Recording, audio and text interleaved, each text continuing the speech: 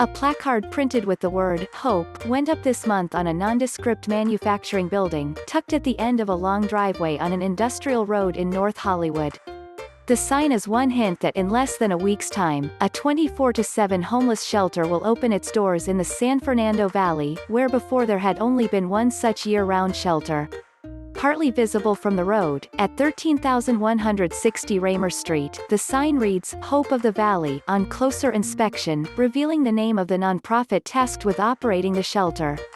Behind the walls of the building, mattress beds equipped with their own nightstands and storage cubbies, bathrooms with curtained-off shower stalls, and 3 meals a day will await 85 people looking for a new start, as early as Thursday.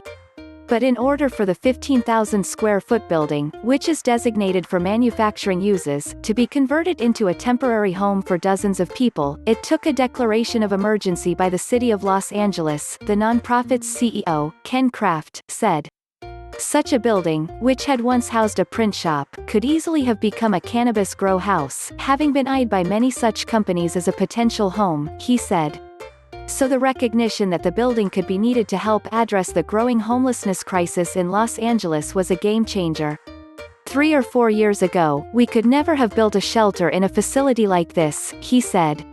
On Monday, instead of the roll-up doors that cover the front of the building, glass-paned frontage and doors installed in their place let sunlight into a communal cafeteria area where crews were putting the finishing touches on the conversion.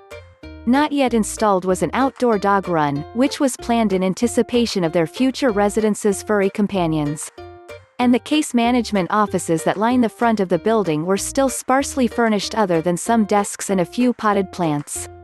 The offices will house the services aimed at getting those staying at the shelter back onto their feet, by diligently lining residents up with sources of income, whether through finding a job or a form of public assistance, and with housing units. Kraft said their experience with homeless clients over the years at Hope of the Valley, which also provides services and operates other temporary beds across the valley, informed how they designed the shelter. One of the needs they've identified is that such shelter beds are especially needed due to the immediate lack of permanent housing options. Ideally, if we had enough permanent housing, we would move everyone into housing, he said. But we don't. It will take a while to build that. The alternative is wait on the street until we build this. But that doesn't make sense. City leaders hoping to put a dent into a crisis that already overwhelms existing public resources, hailed the project last week as a sign that the tide was turning.